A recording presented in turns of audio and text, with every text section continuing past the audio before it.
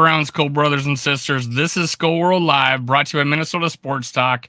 I'm your host, Dave. You can follow me on Twitter, TikTok, and Facebook at Skull World. I brought you the encyclopedia of NFL football, Dante from East Coast Gridiron, on the show. Finally, yeah, man. Let's give him a round of applause. Tell us tell us about yourself, man. So I'm the host, creator / graphic designer / everything for the East Coast Gridiron. Shout out to my guys over there that run our show and help me co-host this thing. We got plenty of stuff, like you said, NFL, college, all that stuff. If you type in East Coast Gridiron on Google, because I know somebody's probably gonna ask, if you type in East Coast Gridiron on Google, all our stuff will pop up. So I know, Dave. I think you said you had it in the description too, but yeah. Man, I appreciate you having me on. Like I was saying before, I've known you in rap for a little bit now, so getting an invite from you, I was like, oh man, I'm excited. Let's do this. I like being on other people's shows and chopping it up, man.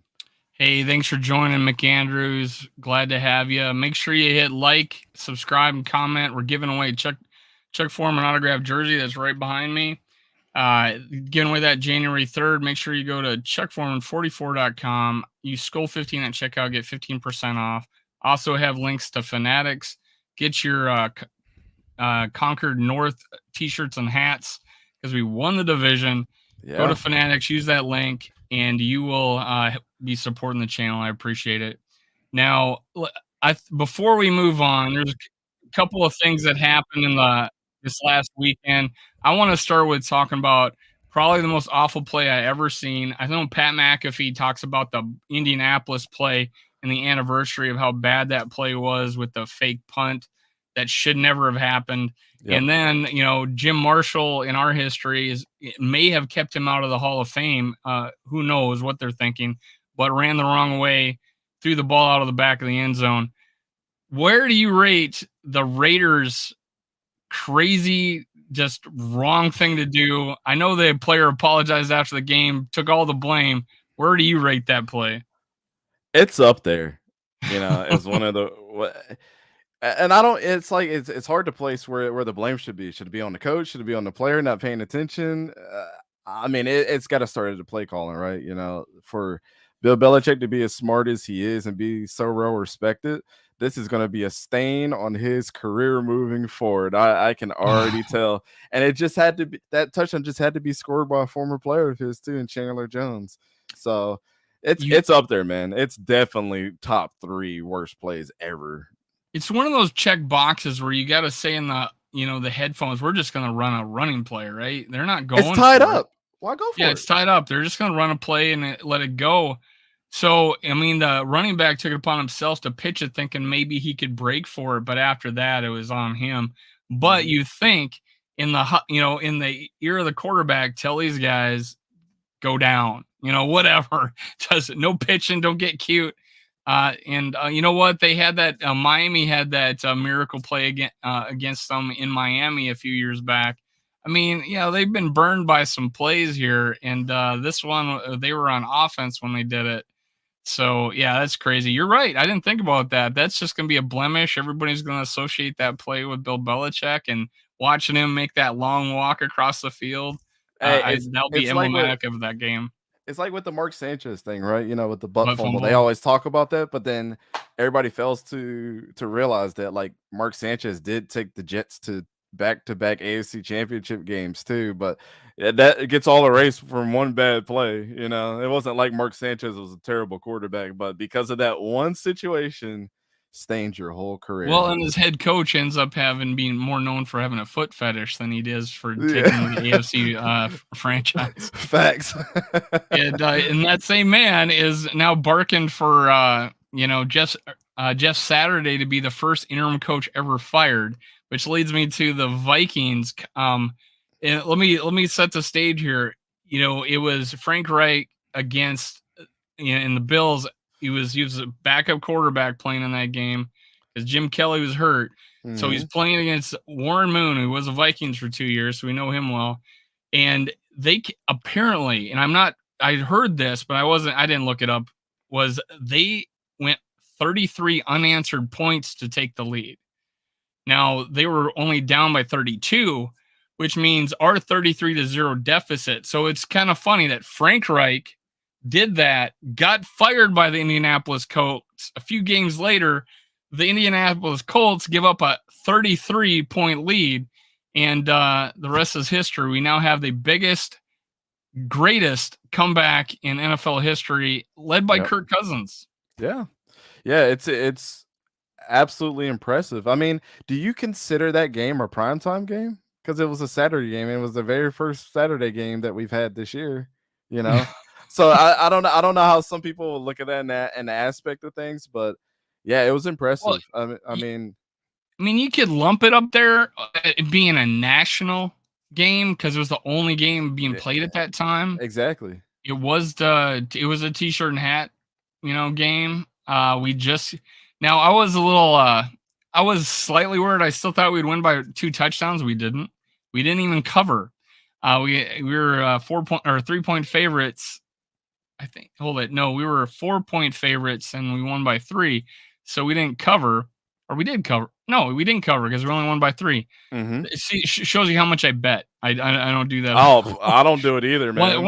Maybe once every 5 years I'll place a bet, but it's not legal in Florida yet. So it's anyway, not legal here in Delaware either. So I mean, we gotta actually go through something.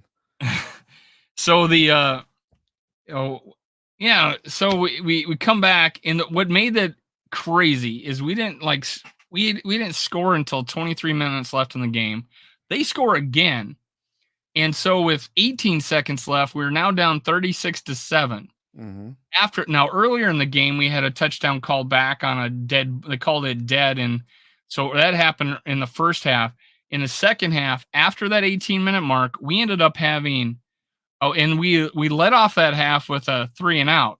So now that's passed. Now there's 18 minutes left. We had a drive end on 4 downs, didn't make it, and we had a drive end on an interception.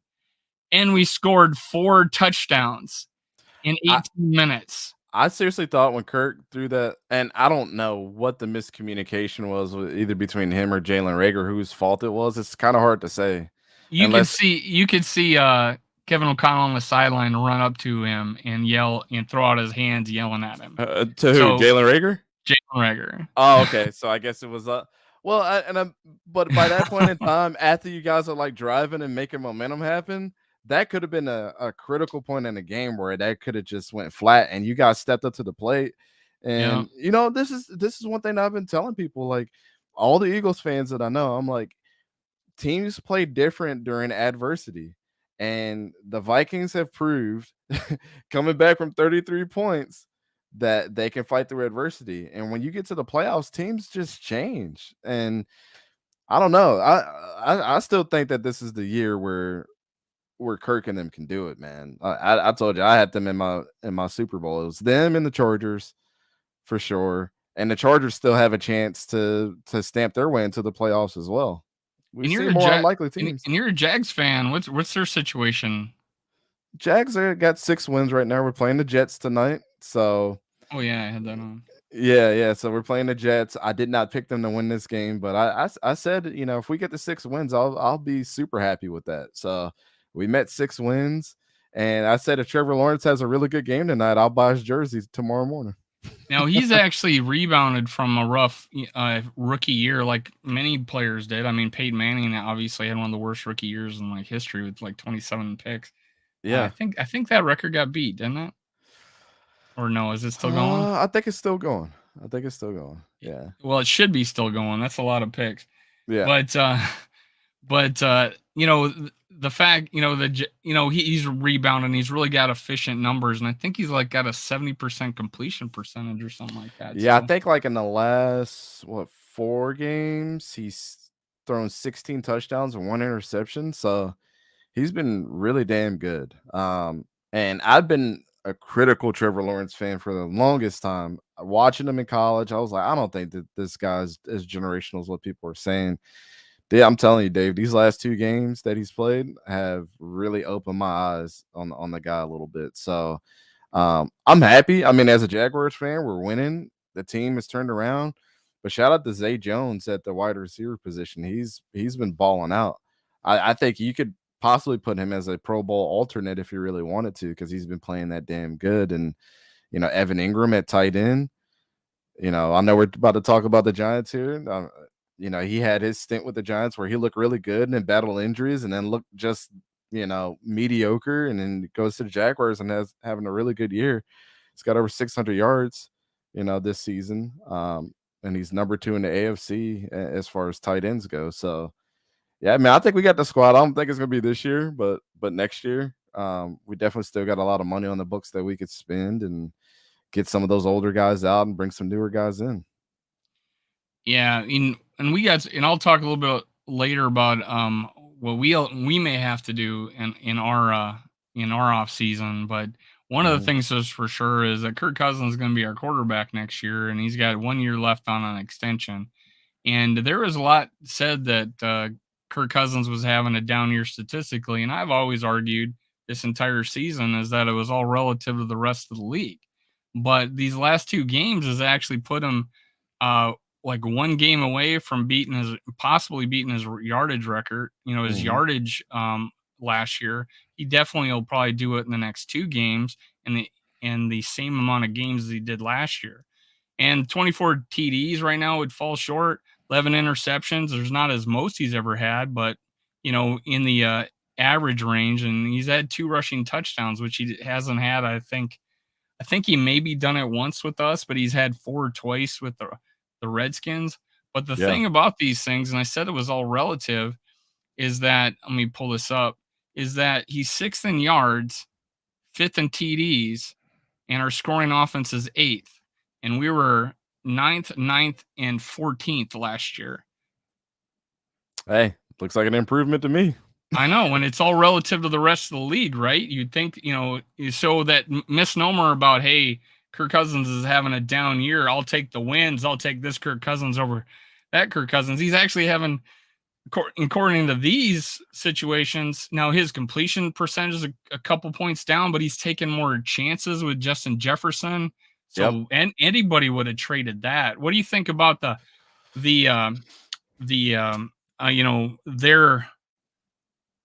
they're doing together, how they're working together this year? It kind of happened like midway through the season. Yeah, I mean, you saw flashes of it, and then when you got to the Philadelphia game, of course, that put a kind of a stain on it until they really started reworking themselves up to having the season that they're having right now. Hey, you know what? I said last year I wasn't the biggest Justin Jefferson fan, and I had him right outside my top 5, and people are like, "Are you crazy?" But I think this year he's shown that he can run every route in the route tree. He has I mean, everybody knows his catching ability. He's explosive, and he's up there in top 3, if not the number 1 in a lot of people's eyes. I still think he has quite a ways to get there before I can claim him as the number 1 guy. But look, I think the thing that could get him and Kirk is in trouble is like, not with as many yards as he's got and how well Kirk is doing with him. I'm sure you would say the same thing, and from the inside of being a Vikings fans, is you would like to see the ball spread around a little bit more between everybody. TJ Hawkinson has been a very bright spot for you guys, and I knew that was going to be the case. But KJ Osborne has been stepping up a little bit. Adam Thielen, I think, still has a lot of juice in the tank, and I would like to see him rolling some more. I think what Kirk and them really do need now, and I think Justin Jefferson would benefit from this too, is in this draft, try to find a good wide receiver that's going to keep Justin Jefferson or complement Justin Jefferson, because you got to get some of those older guys out now, and draft a quarterback for the future. Because like you said, this is his last year coming up off of his extension, and kind of keep him on his toes too. Competition's good, even inside the team. Keep those older guys running like they got something to worry about. But yeah, both of them together, Kirk and Justin, are doing something that usually don't see a lot, but it can make your play calling a little predictable in every single game, knowing that he's probably going to throw to Justin 9 times out of 10 on this route. So, but hey, you can't, like you said, their numbers have been better this year than they were last year. They've taken a significant step up, and their record reflects that, man. I know a lot of people guys call you frauds, but like I've not been in that boat. When I said that at the beginning of the season, Dave, as many people looked at me with like 5 heads when I said I got the Vikings in the Super Bowl. You look at the record now and you're like, oh, okay, I see. I see what he was saying. I'm one away from being right, man. I said 12-5, so I Oh feel yeah, pretty good about it. Yeah, I was 12-5 because I looked at our schedule and where we were playing at home and who we were playing at home and stuff, and we weren't playing that many primetime games. We're only on Monday night once. I was like, okay, this is fine. This is fine. yep. But you did bring up, and I'm a big advocate, and I've said this before, and I'll talk. I'm gonna bring up Justin Jefferson, all the other players here in a second. But you brought up draft and quarterback, which I was actually advocate of. All these quarterbacks were falling last year, and I was a big Ritter fan. Just looking at him, just because the athletic side of him, and I thought maybe this is a guy that could just really do something like a Jalen Hurts could, because he ran like a 4.5 40. I mean, he's athletic, but Yeah. going forward, you're saying draft one. Now we just sorry, still got that cold. All good. Josh Allen or Josh Rosen, and put him on our practice squad. Now this guy was a top 10 quarterback. I wasn't too high on him coming out of college. I couldn't stand Josh Rosen. I don't know Oh, why I he was so couldn't I hyped couldn't up. stand his personality, but I couldn't and I stand his didn't think play he or had a his strong personality. arm. I didn't think he had that strong of an arm. But is that he's 25 years old, and now we look at what happened with a player in Seattle who's 32 now that was drafted high in the second round. Now he's MVP candidate and in the Pro Bowl. Mhm. So what is there a hope for a Josh Rosen to find a place somewhere? I give him credit for trying. Yeah. Well, it is interesting that You it did probably saw happen. more of him playing because you watch more college football than I did. But Yeah, when he was at UCLA, he just never impressed me. But I mean, the thing is, and I kind of compare it to like the Nathan Peterman thing. Like he seems to find himself on teams, but this is the same guy that'll throw 4 and 5 interceptions every single game that you start him to. I don't know what people are seeing, especially going after a guy like Josh Rosen, because there's a lot of good quarterbacks. Hey, I was a big proponent of you guys keeping Kellen Mond. I know that was a Zimmer guy, but like, I think we were trying to on the practice squad, but he just went on his own, and I yeah, can't blame him for it. But yeah, we were going to try to keep him on the practice squad. yeah. And I don't know where he is now, but with the Josh Rosen thing, though, like I said, it's like the Nathan Peterman situation. He's an attractive commodity for a lot of teams for whatever reason, because he always gets reached out. I mean, what is this, like his dang, probably like his 5th or 6th team at this point of possibly Rosen, making another roster spot? we're talking about Rosen or Peterman. Rosen. Yeah, I think it's 7, but Yeah, he's only I really wanna been look it on. up. Yeah, I did look it up a while back, and it looks like I think there was maybe 7 now with us. Um, So but he has started games for Arizona, Miami, and Atlanta. but he's hooked up with like some other teams, including us. That Yeah. he never saw the light of day. But Yeah, the Vikings, Cleveland, the Cardinals, the Dolphins, and Atlanta. So yeah, this is his 5th 7, team. is it only 5? I thought it was Yes. more than that. Yeah, it's only 5. So It seemed like more. I remember the Miami situation because he got traded to him for a second rounder, right? yeah. And well, that Miami was the dysfunctional team. Now it's probably the Cardinals. And they brought But him in to be a starter, which was yeah, crazy. right. Yeah, he got to play a couple games. I think 3 maybe, but yeah, it wasn't good, and he saw his way out pretty quick. Now, one of the things that is kind of weird, that Kirk Cousins is having so much success because he's been sacked 40 times, knocked down 71, which leads the league. There's one other guy like 65, but he's got 20 more than the next guy after that, like third place. It's insane. And that's first in the league, fourth for sacks. Hurry's 31. I don't know exactly how that works. I imagine sacks and knockdowns kind of are the same thing, I would think, if he's throwing the ball. So Yeah. Hurries are 31 or 14, 16 in the league, but those first two numbers are absolutely ridiculous. Bradbury's out again. He got in a car accident after the game, and he didn't play in the game, but he got in a car accident afterwards and tweaked his back again. So they got him out, which might be a good thing. We need him healthy for the playoffs. But what do you see about our offensive line given Kirk Cousins' time against the Giants? Well, I mean, this paints a.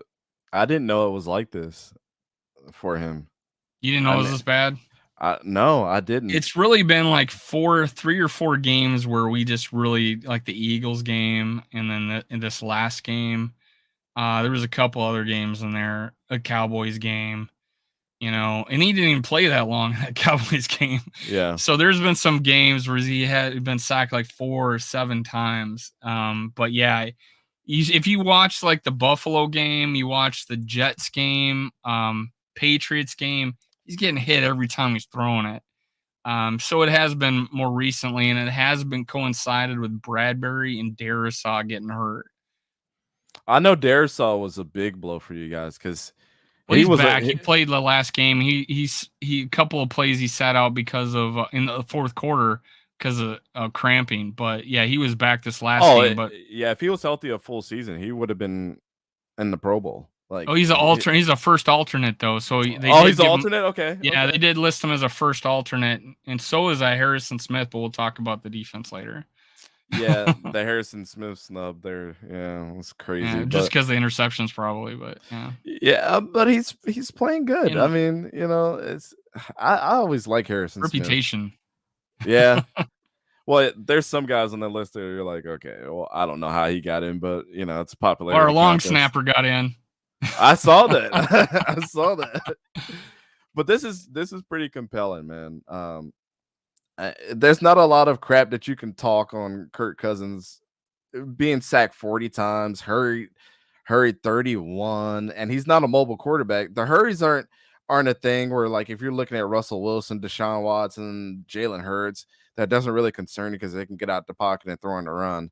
I don't think you want Kirk Cousins outside of the pocket throwing on the run. That's not where he makes most of his bread and butter throws. He's not like that. He's not an improviser like that. So, but being knocked down 71 times and leading the league, yeah, I mean, for you guys to have the record that you're having, the success that you're having, this not only paints a picture for me with Kirk Cousins, but this paints a picture for me with how Dalvin Cook and the running back core has been performing too. Because if this is the statistics against your quarterback, no wonder some games that they are just non-existent in the running game either. No wonder they went out and got somebody like TJ Hawkinson. He's not going to replace an offensive lineman, but it's better than nothing. I wonder what it is.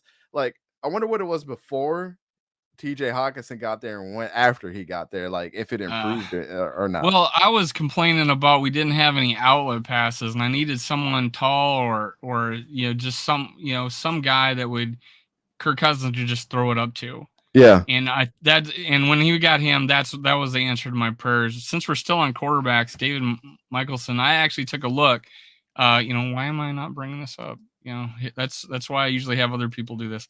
What's your thoughts on Nathan Rourke from the CFL? The Vikings just did try out with him. I actually, I'll let you answer more of this. I like his leadership qualities, his personality, and he was actually pretty mobile quarterback in college. So it was an intriguing player. And honestly, if I had Josh Rosen or Nathan Rourke, I probably would have took Nathan Rourke. Yeah. When he was at Ohio, he was interesting because he was always like in the bubble conversation of, how people really felt about him, and that's when Ohio was starting to turn their program around too. I haven't seen him in the CFL, to be completely honest with you, but I mean, if you want somebody that's a veteran at this point to bring on your team, that's the guy that you go after. Again, I don't know his full history with the CFL. I haven't watched the CFL in about 2 years. I know Sean Oakman. I mean, it's been it's been since Flutie, so I go ahead. Oh yeah. Well, I know Sean Oakman, who's that big dude from Baylor, played up there. Oh yeah, he's on there. He just won a title, man. Yeah, he just won. I saw that story. It's like awesome because he got falsely accused and it ruined his NFL career. Yeah, so I'm glad to see him doing well. But I remember Nathan Rourke at Ohio, and he was a really good quarterback. So I mean, if you're bringing somebody in, it's the closest thing to Kirk Cousins at this point. I mean, that's what I believe in the draft. That's who his NFL comparable was. Was a Kirk Cousins type of guy. So, hey, Well, I he's mean, probably a there little you more go. mobile than Kirk Cousins was in college. Although Kirk Cousins wasn't slow, he's like 4.8 or whatever when he did his 40. But I think Kirk um, Cousins could be more athletic. I don't know if he's just scared to be or not, but he's had well, injury issues in the past too. yeah. Well, that's one of the things. He's never missed a game for injury this year, which is crazy considering how many times he gets hit. That's what I'm saying. Yeah, it's Last amazing. year we actually even though our offensive line we was like terrible, he only got sacked 26 times the entire year, and but he was pressured more than any quarterback in the league. He was the first or second because I think Cincinnati's quarterback got pressured maybe a little bit more than him. Mm-hmm. But yeah, it's weird how that we feel like we got a better offensive line, but he's getting hit even more. So, and the people and two people brought this up on my previous shows that he holds the ball too long. But I go and look at the stats, and he's getting rid of the ball in 2.5 seconds, 2.5, which is same as which is 0.1 less than Mahomes, who scrambles a little bit more, and Josh Allen, who obviously scrambles a little bit more. But then there's other players that have 3 and 2.8 and 2.7. He's right at 2.5, which was right in the middle, and I think he's like 1.1 more than an Aaron Rodgers. So I feel like it's not that he's holding the ball. He actually at one time led the league in throwaways, and I think he still Yeah, may be up there. So, but yeah, I he's think always played smart. it's weird and that was my biggest complaint about him his first 2 years with us. He was holding on to the ball, strip sack. He's trying to win. When we had to drive the field, he tried to win it on first down and threw a pick. Like it was he had only like one comeback from behind victory this first 2 years with us, and now Mm-hmm. he's got 3, 4, and 7, which is crazy. One away from the record. I don't want to blow out Kirk. I don't want any more come from behind victories. So put in a word for KOC. Call some of these plays that you've been calling in the fourth quarter. Yeah, it's Kirk Cousins. I mean, with the whole, I'm gonna go back to something that you said. The whole thing about holding on to the ball too long. I think people try to use that as an excuse for them not understanding what's going on a lot. I mean, a lot of people that you talk to that are critics have never played a lick of football in their life, or neither either have played the quarterback position, so they're just guessing, and that's the one thing that they go to when you see a sack or something like that. And my response is always, again, like you pulled out the stats, like, hey, if he's throwing the ball under 3 seconds, that's still a very, very long time. But what is the league average? What are we looking at? What are the successful quarterbacks out there? How good are their offensive lines? And Yeah. if he's like a 0.1 under some of the better quarterbacks in the league, or are they really playing that bad? Or on the flip side, or are the Vikings just playing really good defenses that have really good game plans? We And have played a big stretch of good defenses, which that's is what I'm kind of saying. with the Patriots, the Jets, the Lions weren't that great, but they were much improved from the first half of the season. But we had a stretch of like top 5 or 4 top like 6 defenses like back to back to back to back, You played the number which is one defense at the second or third game of the season. Like, you know what I'm saying? well, Like, yeah, the Eagles. yeah. Yeah, we played a lot of tough defense, and that's why I say it's all relative of how you're doing in the league. These are Justin Jefferson stats. So not many people are. Everybody's talking about how he's 9 yards away from Randy Moss to break the Vikings record. He's one of like 6 guys that has 2 games over 1,600 yards. Randy Moss hasn't even done that, and the other guys are like Jefferson and not Jefferson, Harrison, Marvin Harrison, and Mhm. I just Gotta be Torrey Isaac Bruce Holt. or something like Yeah, that, right? Torrey Holt. Isaac Bruce wasn't on the list, but that's why I usually have slideshows, but I didn't do it this show. All But there was good. like 6, but everybody else was Megatron. He did it in 9 years, and like all these other guys did in 10 or 11. Well, he's already got 2 into the third year of his career, and I think yeah, you know Randy Moss, so there's that record. but nobody's talking about he's 12 away from passing Chris Carter's former record of 122 receptions. So he could legitimately get both those records in the same game. I think he'll get both of them by the next game, which is great because they'll be within 16 games and no one can bitch about it. But it's amazing that he's about to break those two records. Then you throw in the rookie record that if he probably wouldn't have got beat if he just started the first two games of the season, because we don't start rookies as Vikings, no matter how good they are. Mm-hmm. You know, we don't dress Diggs. We don't play Thielen until year 3. We don't, we do all this stupid stuff when it comes to rookies. But, luckily they came to their senses and played him and started him in game 3 over Olabisi Johnson. We have a first rounder. We have a 7th rounder playing in front of a first rounder.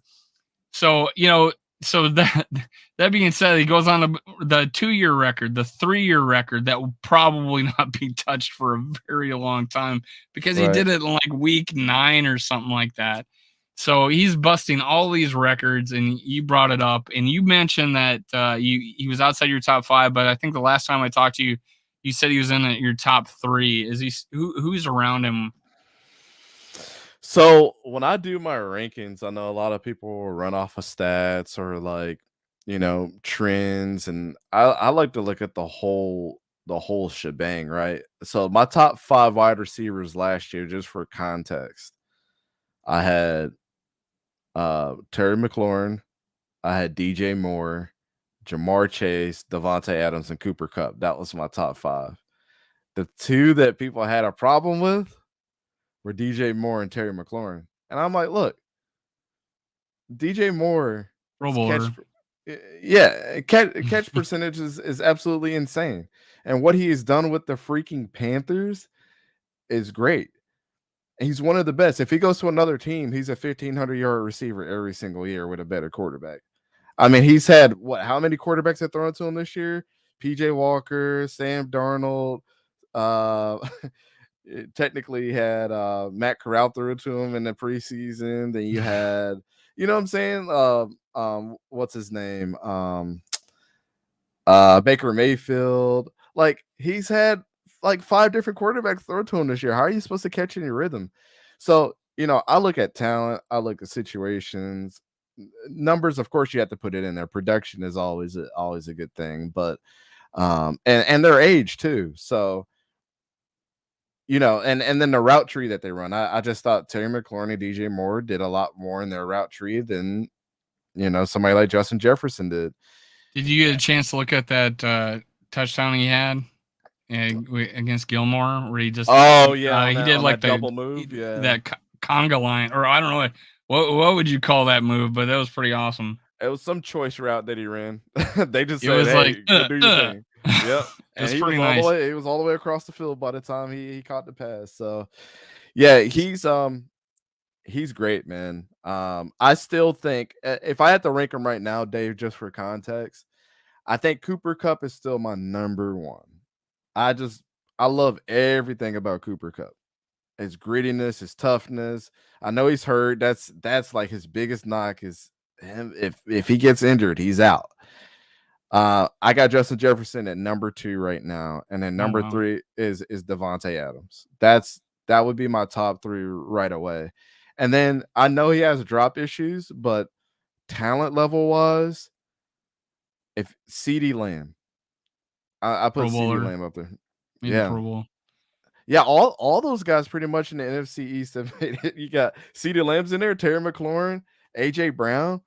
All those guys are good. AJ Brown was something. He I don't know how to describe him, but Jesus, he's just a big guy. He's just a big guy. I mean, the thing is, I think he had trouble with Minkah Fitzpatrick over the middle of the field. He's the reason why the head coach or the GM at the Titans got fired. Probably. For not signing him.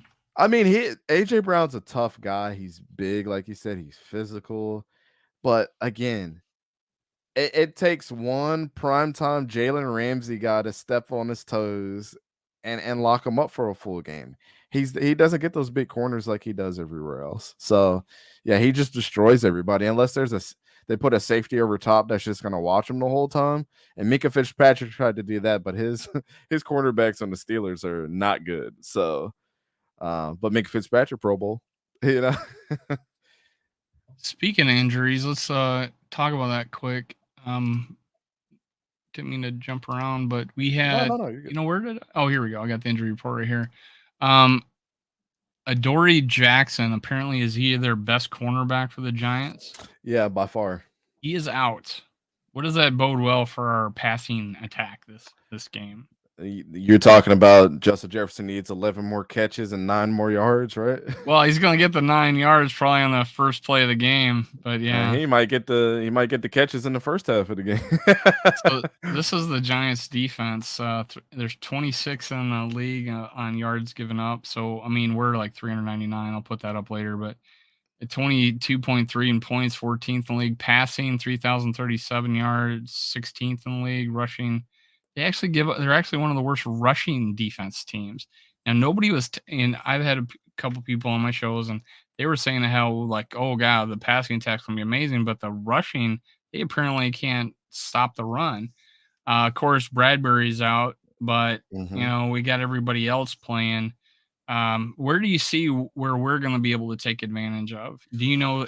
Tell me more about like what you know about the Giants defense. So the Giants are an interesting group, right? Because they have a lot of.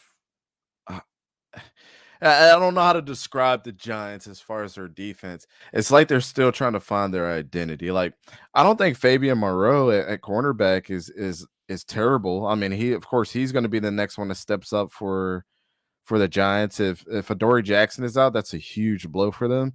But Fabian Moreau has like 10 passes defended this year and 42 tackles. I mean, he's good. But I mean, really their star on that defense is Dexter Lawrence at defensive tackle. So I mean, if anything that I see that they're probably going to stop you guys on, it's probably the run game. And I don't know if you've seen the game that Kayvon Thibodeau had last week. He was absolutely incredible. He was everything that 5-star recruit coming out of high school, going to Oregon, having an amazing career at Oregon, and then getting drafted real high. That's the reason why they brought him in. So, but Dexter Lawrence is a former first-round pick too, as well. So, if anything, I say that that's going to be your major issue. And I believe they just signed what's his name back on safety that used to play for him a couple of years ago. Why am I drawing a blank on his name? But yeah, he's back in there as well. But yeah, I mean, their passing defense I think it's still going to be pretty decent. But the one place that you're going to have problems, and if Dalvin Cook has had those up and down games this year where he just can't break a good run. And he's looking like a shell of himself some games. And I'm a Florida State fan. I mean, I love Dalvin Cook, but we ran the crap out of him at Florida State. You guys ran the crap out of him his first couple of years. And it's not like Dalvin Cook has been, been this monster that he used to be. And he's always injured with something. Has Dalvin Cook ever played a full season of football, a full healthy season in the NFL? 2022. He hasn't missed a game yet. He got he got hurt in the Lions game, but he came back and played the next game. Okay. But yeah, the most he's played in a season was 14, and he did it twice, I think. And he had the ACL tear. He was leading the league in rushing as a rookie, and he got an ACL tear. And then we went to and that was 2017. That's when we went to the NFC title game. Imagine what we could have did, with Dalvin Cook all year, who left leading the league in rushing. Oh, I know. Apparently, Derek McKinnon, who was a running back that year, is starting to take off. I forget who he's playing for, but someone said he had a really good game this past I believe week. he's with the Chiefs now. Oh, so. Yeah. So, so I got Dalvin's numbers up here: 230 rushes, 1045. He's 6th in the league right now. 4.5. Saquon Barkley's 4.3. 8 TDs, 2 TD. So 10 total. Saquon Barkley 9. 33 receptions for 265 yards. Saquon's got more catches, but they got about the same yards. A lot of this came in this last game. He had 95 rushing, 95 receiving. So he had 190 yards offense, and he had that big run and then fumbled it in the next play in the first game. And so his fumbles have hurt us, but we won But we won 2 of the 3 games that he did that. So I mean, he's not dead yet, right? No, he's he's still, definitely he's still one of the best running backs in the league, according to at least the numbers are. yeah. I think you can also agree. You watch their games all the time, so you I've could tell mentioned that that it he's, seems like it goes down a little bit easier. and it But might have a lot to do with that offensive line. I mean, I'm just gonna give him the benefit of the doubt. Because I mean, if Kirk is getting hurried that much and getting sacked that much and getting touched that much after the ball is snapped, it translates directly over to your running game too. So, but I mean, you're right. If you're looking at the numbers, I mean, he's still up there, the upper echelon of running backs. I mean, I tell people all the time, there's you looked at Walter Payton back in the day and you seen his running style. I know a lot of people like to say that nobody was like him, but as far as like just running the football, him and his brother have two of the coolest running styles in the game. It's so smooth and fluid when they're open and are going through the holes and everything. So, but yeah, I mean Saquon Barkley has had a collapse in the second half of the season. I mean, he's barely getting 100 yards a game anymore. yeah, so that bodes well for us. I mean, he had like 80 some yards and it was decent average this last game, but you thought he was going to go off for like this huge season the way he started, and I was pretty happy because he was one of my running backs in my fantasy league. But Yeah. I didn't. I took a running back a little bit later, and I'm like, hey, why not? He's healthy. He's playing in the preseason, so why not? But you Yeah, he's mentioned, had 3 games under 50 yards in the last 5 weeks, a 63-yard game, and then the one against Washington, he had 87 yards. So, and I think Dalvin's had like 3 games under 40, or there was one game at like 22 yards, and it's like insane, like 1 yard per carry or something like that. yeah. So he's had like really bad games. In that Dallas game, he actually had like 13 carries for 77 yards, but then they pulled all the starters, right? And then we stopped throwing, we pulled all the starters. So he was the only if there was a bright spot of that Dallas game. Yeah. But you mentioned moving the ball around, having spreading the ball out. Now, obviously, T.J. Hawkinson honestly came on the team. I think that's opened up the other players too, honestly, because like Adam Thielen has had some good games lately, and he's actually 25th in receptions in the league right now. And people saying we need a number 2 receiver. Well, maybe we still have one. I always felt like, he's getting older. He's like 32, but I've felt like we haven't opened up the offense. And here's numbers for KJ Osborne. These are actually pretty close to comparable to last year. He just needs about 200 more yards and a few more receptions, and he's got the same numbers he had last year. So, and a lot of it happened because of this last game, but that's what he was like last year. He had a few big games, and that's where most of his yards came from. But Right. then you got T.J. Hawkinson, Pro Bowler. He has about the same amount of yards as he had with the Lions. He could get over 800 probably this year, most likely. He's gonna make $9 million next year. We'll probably extend him because we do, like people do. I agree. We need a number 2 receiver, and it can be your tight end. It can. Oh, absolutely. I mean, what are we going to say about the Sometimes it can be times your that number 1 if you're with Kansas City. Kansas City, uh Kittle, San yeah, Francisco. Kittle, Rob Gronkowski's, like, there's been, I mean, at one point when you guys had why am I drawing a blank on his name? He was like your Rudolph. number, yeah, Kyle Rudolph at some points of the game was their number 1 target for a lot of the time. So, but yeah, TJ Hawkinson has been the thing that doesn't jump on the stat sheet about him, and I've said it once and I'll say it again. A lot of people don't. I call him Baby Kittle for a reason. He is, to me, from what I've seen on film, is the second best blocking tight end in the league, which is super valuable for your team, because what we always compare, and I'll always do this list every single year, Dave, and a lot of people always ask me, who's your number 1 tight end? I always have George Kittle, number 1. I understand Travis Kelce is an anomaly, but is he really playing a tight end position the way that other people are playing it? No, because he's not a great blocker. But TJ Hawkinson is the real freaking deal, man, and can get you a first down in a pinch. I don't know why people just don't. He had the same problem and the Lions for a lot of defenses.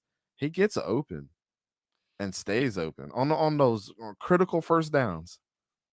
He had 2 big drops for us. One was against the Lions, what could have been a first down, and it was wide open. He's standing on the sidelines, he's waiting for it, and it just bounces off his hands. And then earlier in the year, he dropped one in the end zone, but that Yeah. was the blowout against the Cowboys.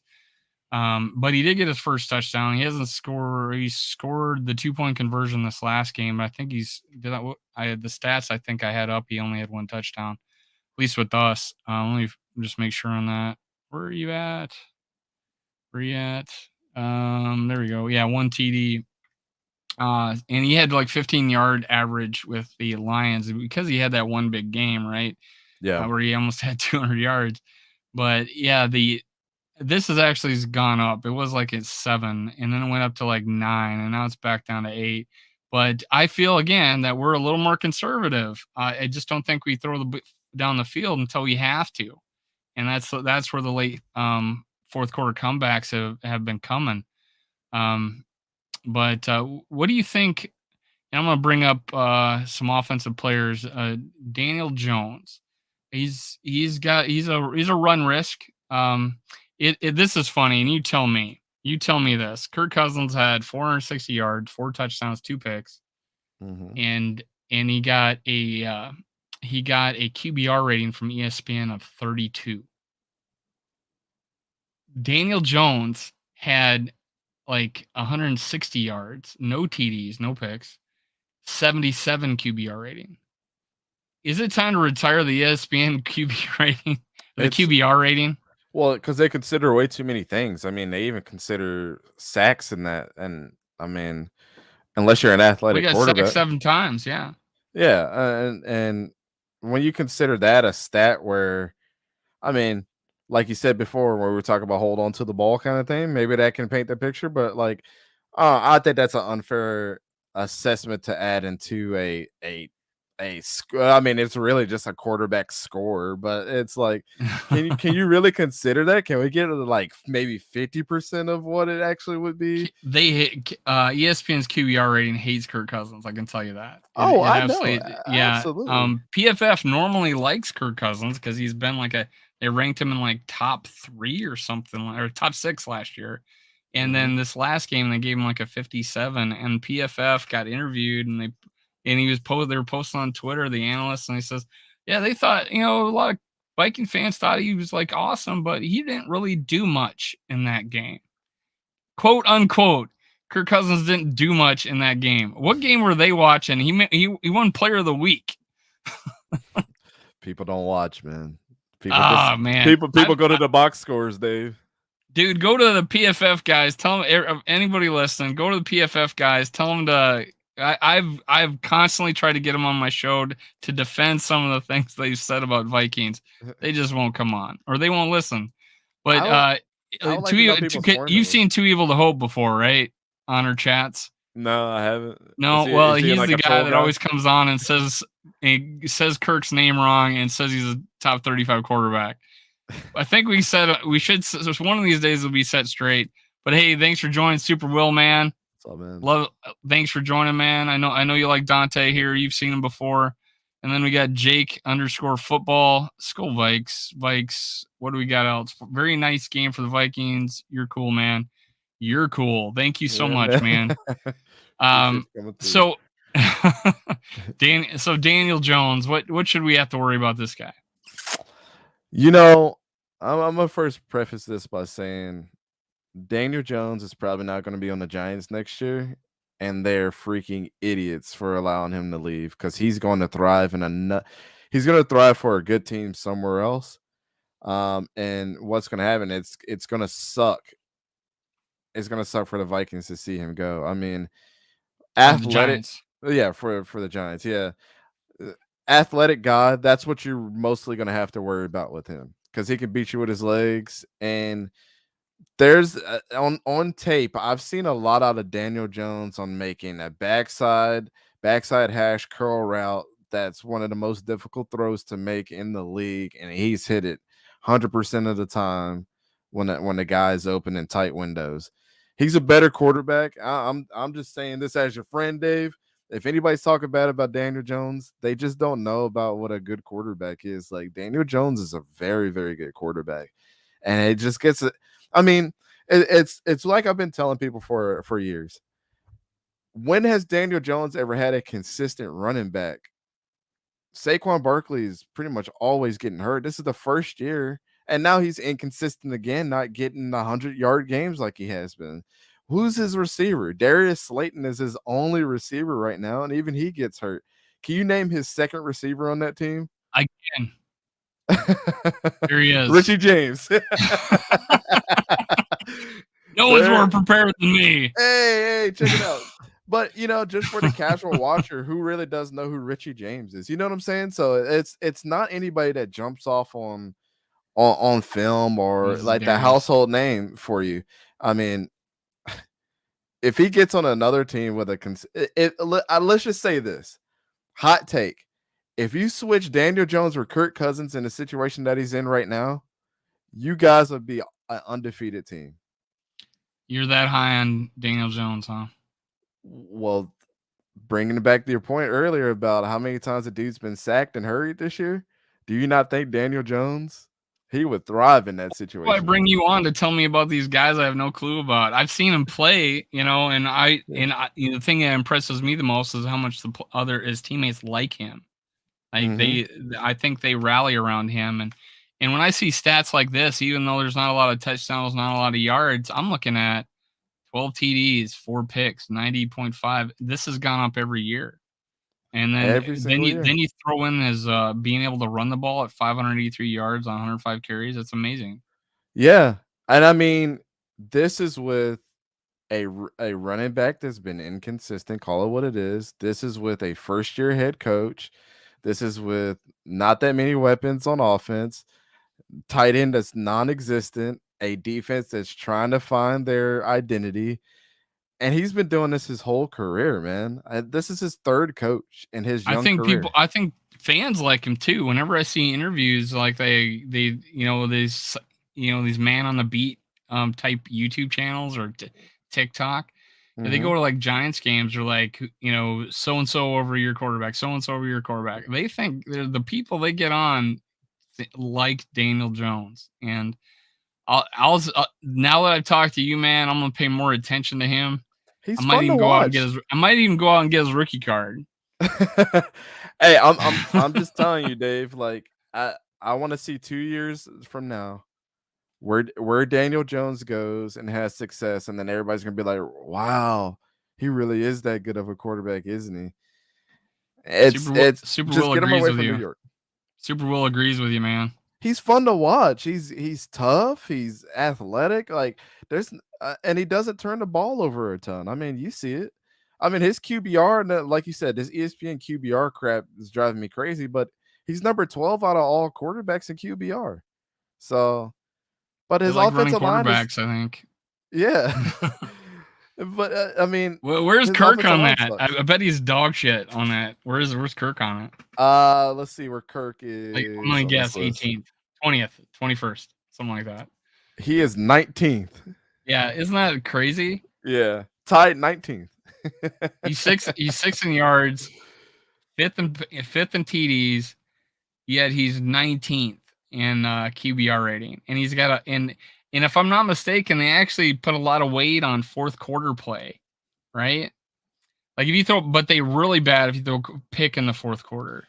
They don't consider like they're not going to consider like Rager not running his route or it's just beyond me that they put that much weight on because like the quarterback rating got like a 99 and Daniel Jones got like a 77 and then so it's just you got all these numbers out there. You can't even really average them together because you got a 33 and a 99.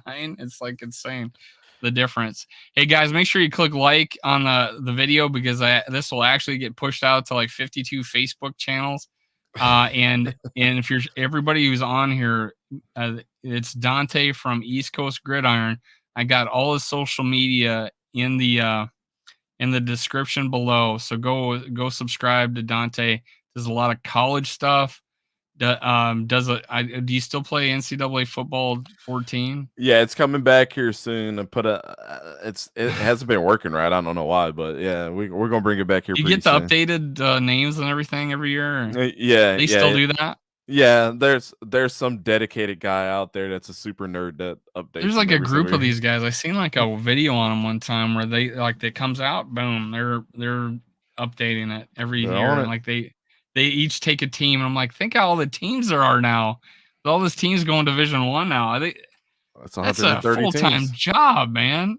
130 teams, man. They got to keep them all updated. So, hey, it's not my job. If I ain't getting paid to do it, I'm probably not doing it.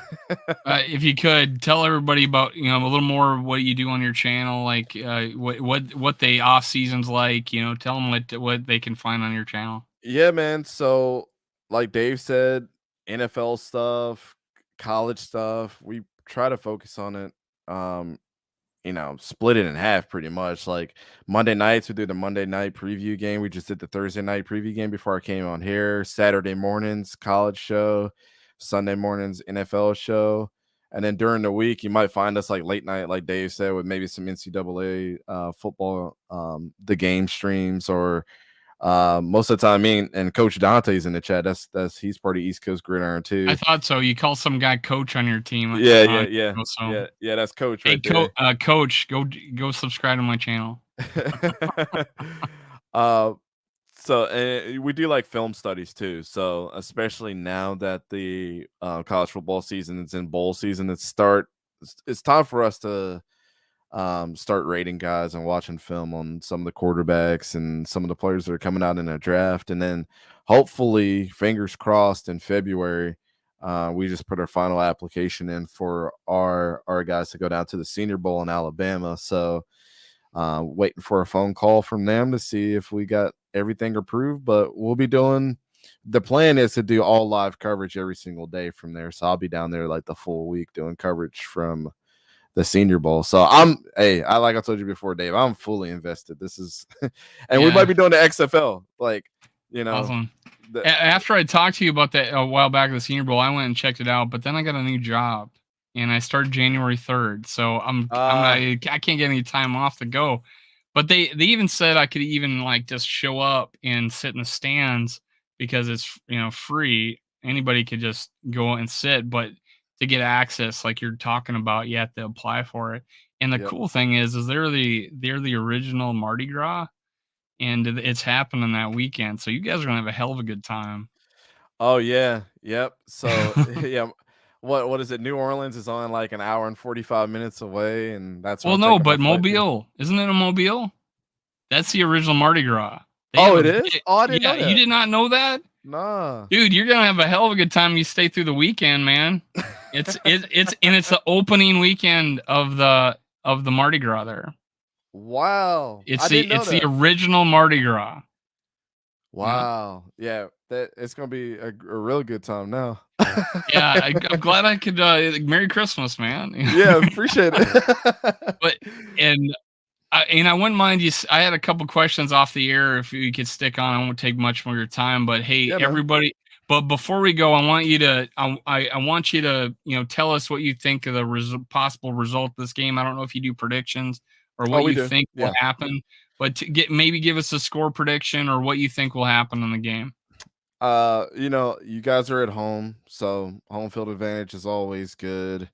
I think like I said, I think the Giants are, Adoree Jackson being out is Xavier McKinney's still out, their safety. And I know you guys got, Eric Hendricks, who's questionable, and Cam Dancer, who's questionable. I don't know if they're going to play, but I just think the strength of your team is just way better than what the Giants have going on right now. I mean, it's unfortunate. They started out so good. They started out undefeated, and now they're getting on the slope. And I think the Vikings win a close game, though. I think they still keep it close. I know that that's what we do. Yeah, I mean, you've been doing it all season. But I think this win it's not going to be because you guys are not dominant with the ball. I think they're going to get a couple plays, couple fluky plays. Maybe Saquon Barkley might run for like a 50-yard touchdown just off some bull crap or something. But the game will look closer on the score than it actually was in the game. And I think you guys played pretty dominant. And I want to say probably score prediction. Let's do 27-17. I think you guys keep it within 10 points. But I think this is the game where people start putting a lot more respect on your name because the Giants are a pretty tough team to play. Yeah, I mean, they're right now on the 6th seed, right? Yeah, the 6th seed. Mm-hmm. And I predicted 34-19. I thought this was, one of the 4 games that I've made double-digit touchdown predictions. Right. But you did mention Eric Kendricks is out. However, or questionable. He did struggle in that first half, but what a warrior to come back, lead us in tackles, and finish the game the way he did. One of my favorite linebackers, man. I've been saying it for 2 years. Struggling. I was like, get him out of there, man. He's hurt. Yeah. You could tell he was hurt, but he must have been just a ding or something, because he came back, led us in tackles. The thing I think that helped us a lot defensively in that game, because they really only gave up, I want to say 16 points, because we went forward on 4th down twice in the first half on our own like 35-yard line, and they kicked 2 field goals because of that. And then the other was a block punt and a pick six. So they really only gave up 16 points. And I think, and this was Wabi from, he used to be with the Vikings. He said on his show that we played a lot more players, and I agree. And one of those guys that was on the field a lot was Brian Asamoah. He didn't actually get graded that high, but neither did Kendricks. But it was nice to see like a Wanham get more playing time. They really cycled people in and out. And you're mentioning Dancer being questionable, but Duke Shelley led the team with the PFF grade, but he also made great plays and actually had a game-saving tackle for us to keep them from a first down. So this guy coming out of nowhere for us and playing 2 out of his 3 games have been stellar. You know much about him? I don't. I didn't. I don't. He was a cover guy. He looked like a cover guy in college. I respected that. He hasn't got a whole lot of time. I think he was with the Bears, if I'm not mistaken. But yeah, that's what I was gonna say. Wasn't he with the Bears at one point? He's been with 2 other teams, and I think it was I think he got maybe cut from the Panthers. I don't know, but he ended up on our team, and I'm glad, because people are talking about start Shelley, because he actually saved a touchdown against us in that Buffalo game, and that's where everybody got to know him, because our cornerback went out. They put him in for a play. I think it was Dancer got hurt. He goes in a play and breaks up a touchdown, and then everybody knew who he was then. And then the cornerbacks went down. He gets a couple starts, and sure enough, till this last game, he played amazing. And it doesn't feel too bad that we were missing a Dancer or a Kendricks. Get these guys rested. I think we play some more of these younger guys. And Dancer's not old, but play some of these other guys that you drafted or picked up in the offseason. So I feel good about the game. I feel 34-19. I felt like if we started that game over again last week, that we would have blown these guys out, because I believe we were so much better than them, the Colts. And I think, like you says, we got more talent than the Giants all around. And the way our defense played this last game, the score doesn't show it, but they had a lot of big stops, and they held them to 3 points the second half and allowed us to come back. They held Philly to 0 points the second half. When we got blown out against them, they make stops when it happens. It's bend don't break, except for the Lions, where it was 50-yard bombs for touchdowns. That was probably one of the worst games that was the worst game I think they played defensively. But I appreciate being on the show, man. Yeah, man. Again, it's East Coast Gridiron. I got all his social media in the description below. Thanks for being with us. This is my first Thursday preview I've ever done. You were my first guest on it. Oh, man. I don't feel like I want to compete against Thursday Night Football anymore, but I maybe want to do it earlier, but you had your own show, so I moved it. Oh, yeah. Appreciate it, man. I appreciate it. Because I wanted you on, man. And hey, I want you on I want to do something with you in the off season, especially with the draft coming up. When my other shows, especially Skull Experience, we're going to do a lot of draft stuff, and we need experts like you to tell us what we should be looking at. Yeah, to any content creators out there, like, don't be making mock drafts and you ain't never watched the players. Like, it drives me absolutely crazy. Like, at least do your research. Like, don't claim that you've watched somebody and you've never watched them, because it's gonna stick out like a sore thumb to guys like me that watch these guys all the time. So please feel free to laugh at me all you want. I only have so much time in the day. Oh no, hey, that's why you have guys like me. You know what I'm saying? I can tell you who's good and who's not. And Well, you form your imprint I opinion. got your social media. I instant message you every once in a while. But Hey, hey, it is what thanks it is. everybody for listening. Make sure you hit that like. Make sure you hit subscribe, like, leave a comment, and you'll be entered to win that ChuckForeman44.com. I appreciate Hey, it. Have a good night. see Skull you Vikes. guys.